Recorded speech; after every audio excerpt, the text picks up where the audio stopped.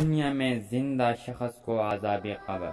چند سال قبل ایک جماعت مانسیرا سے آگے ایک چھوٹے سے قصبے میں گئی۔ اس جماعت میں ایک شخص ڈاکٹر نور محمد تھا۔ ان کا بیان ہے کہ مسجد سے باہر ادھر ادھر کافی لوگ فارغ بیٹھے تھے۔ ہم لوگ ان کے پاس گئے اور مسجد میں آنے کی دعوت دی تاکہ وہ تعلیم میں شریک ہو سکے۔ کچھ لوگ ہمارے ساتھ مسجد میں آنے پر تیار ہو گئے۔ ایک صاحب نے کہا کہ میں نماز کے وقت آؤں گا اور نماز کے بعد عذاب قبر کا ایک واقعہ آپ لوگوں کو سناؤں گا۔ چنانچہ ظہر کی نماز کے بعد یہ شخص ہمارے پاس بیٹھ گیا، اپنا تعارف کروایا کہ وہ ایک ریٹائرڈ فوجی تھا۔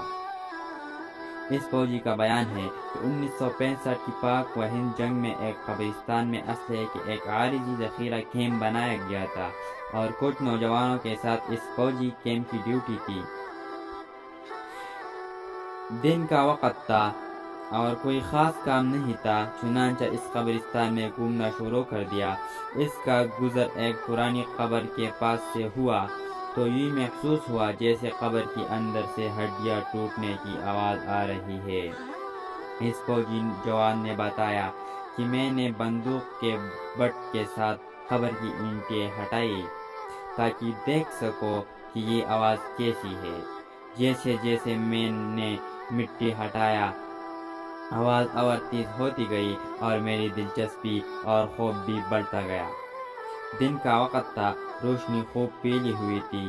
کیا دیکھتا ہوں کہ قبر کے اندر انسانی ہڈیوں کا ڈھانچہ پڑا ہوا ہے اور اس پر چوہے کی شکل ایک جانور بیٹھا ہوا ہے، اور جب وہ اپنا منہ اس ڈھانچے پر مارتا ہے تو سارا ڈھانچہ کھڑ جاتا ہے اور ہڈیوں کی ٹوٹنے اور چیخنے کی آواز آتی ہے۔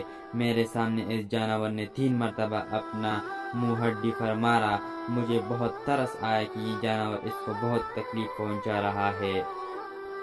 چنانچہ رائفل سے جب میں نے اس جانور کو مارنے کا ارادہ کیا تو وہ مٹی میں چھپ گیا۔ تھوڑی دیر کے بعد وہ جانور قبر سے نکل کر میری طرف لپکا اور میرے اوپر ایسی دہشت سے سوار ہوا کہ میں اسے مارنا بھول کر اپنی جان بچانے کی خاطر بھاگ کھڑا ہوا۔ کافی دور جانے کے بعد میں نے مڑ کر دیکھا کہ وہ جانور میرے پیچھے تیزی سے آ رہا ہے۔ قریب ہی پانی کا ایک گڑھا تھا۔ اس جانور سے بچنے کے لیے میں اس جو ہل یعنی گڑھے میں داخل ہو گیا۔ میں نے پیچھے مڑ کر دیکھا کہ جانور جو ہل کے کنارے پر آ کر رک گیا اور قدری توقف کے بعد اس نے اپنا منہ پانی میں ڈال دیا۔ ایک دم پانی کھولنے لگا۔ میں بھاگ کر جوہل سے نکلا۔ میری ٹانگیں جل رہی تھی، بہت جلد سرخ ہو چکی تھی اور ابلے جلے ہوئے پانی والے پھوڑے بھی پڑ چکے تھے۔ درد کی شدت سے میرا چلنا محال تھا۔ میں نے اپنے ساتھیوں کو آواز دی تو جب میں نے پیچھے مڑ کر دیکھا تو کچھ نہ تھا بلکہ وہ جانور غائب ہو چکا تھا۔ چنانچہ مجھے ایبٹ آباد کے ہسپتال میں داخل کروایا گیا اور پھر وہاں سے راولپنڈی کے بڑے فوجی ہسپتال GMH میں منتقل کر دیا گیا۔ میرے ٹانگوں کا گوشت گلنا شروع ہو گیا اور ہر وقت بدبودار پیپ اور خون رستا رہتا ہے۔ کسی علاج سے افاقہ نہیں ہوا۔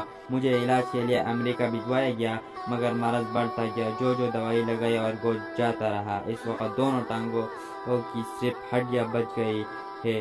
گوشت آہستہ آہستہ گل کر علیحدہ ہوتا جا رہا ہے اور ہر وقت مردے کی سی بدبو آتی رہتی ہے۔ پھر اس شخص نے ہمیں اپنی 2 ٹانگوں دکھائی جن پر پٹھیاں بندھی ہوئی تھی۔